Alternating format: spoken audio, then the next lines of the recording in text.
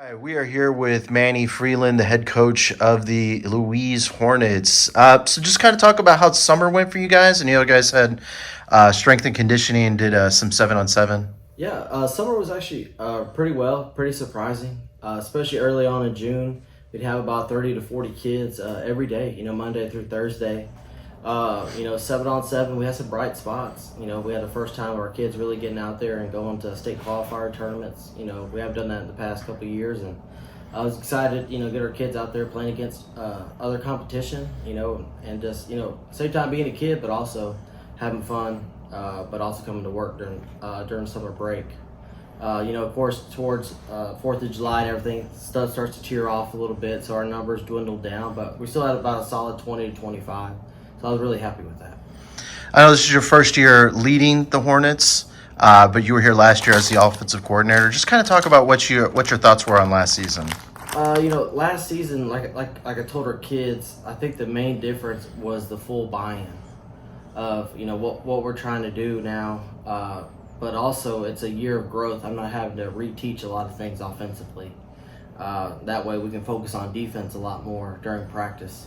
And so I'm seeing a huge difference in that aspect of things. And the senior buy-in is totally different. Unfortunately, last year we had a lot of seniors not come out for whatever reason. But our solid group of seniors, man, they're bought in and they're here and they're ready to roll.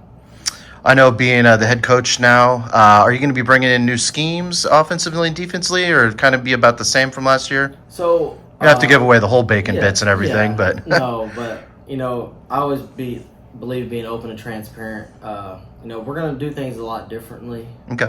With scheme wise, we're gonna be more of a rollout, passing scheme. Get Connor out in the open. I feel like he's more dangerous out in space than confined in a pocket. So do a little bit more rollout action. Play with a little tight end wing. And twins opposite of it, and just make teams figure out what they're gonna do. Are you gonna play to the twins? We put our best two athletes out there, or are you gonna overload for us to stop the run? So it's kind of pick your poison. Be more pro style, but still be multiple at the same time. Okay. And on the defensive side of the football? Defensively, we're gonna switch to a 4-3. Okay. Kind of play a more mentality of we're just run to the football. Preaching turnovers every day. Flying. I don't know if you can tell. I know whenever you were out there, Right. we were working pursuit. We're gonna work pursuit every day. Teaching our kids a new mentality. Hey, 11 hats on the ball, and we're not stopping until everybody touches the guy. And that's where we're trying to go. Kind of talk about the offensive and defensive returners that you have. The crazy part is I was actually talking to Mike Foreman for the Victoria Advocate, Mm-hmm. and we got 10 starters coming back on the offense. Wow. And we got 9 returning on the defense, and it's crazy because a lot of people, last year we were 2-8, and a lot of it had to deal with certain injuries, and we had 5 or 6 seniors not come out. Well, that allowed all these young guys to start, and we took our lumps, but now they're grown up, and I think we're ready to roll, and I'm looking for great things out of Connor, especially at quarterback, as it's tough as a freshman to go out there and start 4 games, until he got hurt. I think he's going to have a breakout sophomore season.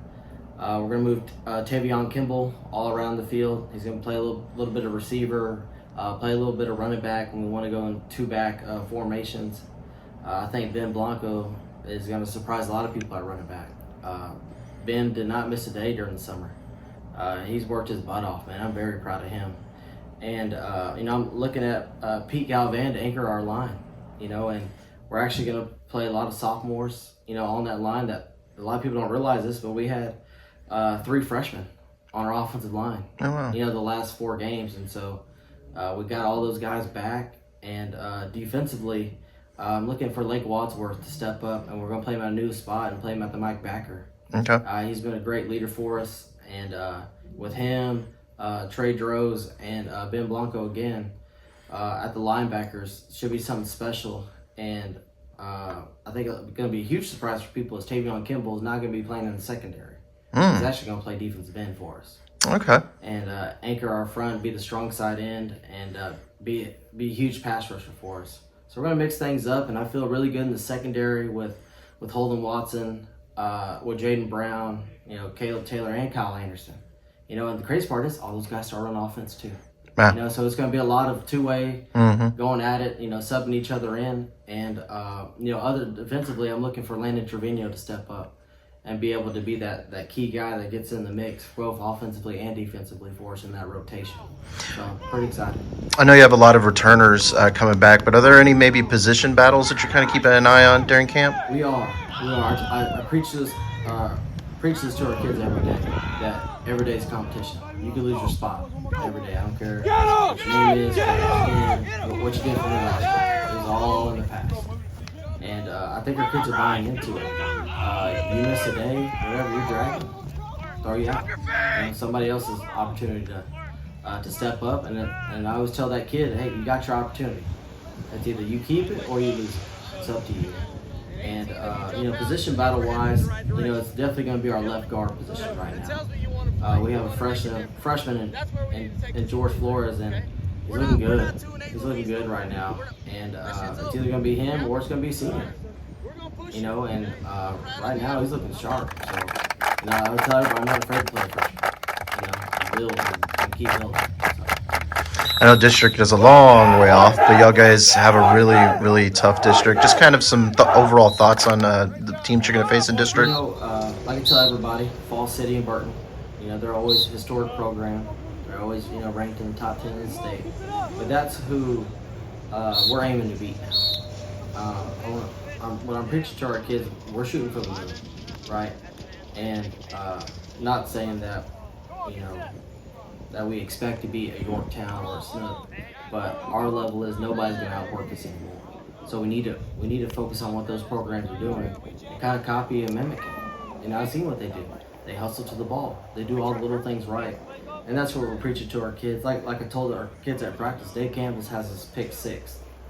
Second to last. Only us beating Runge, and I keep that in my own room, on the wall, just as momentum and reminder, I'm here for these kids, and I know what these kids got. I really do believe they're Right to work, boys! On the hop! Congratulations, man!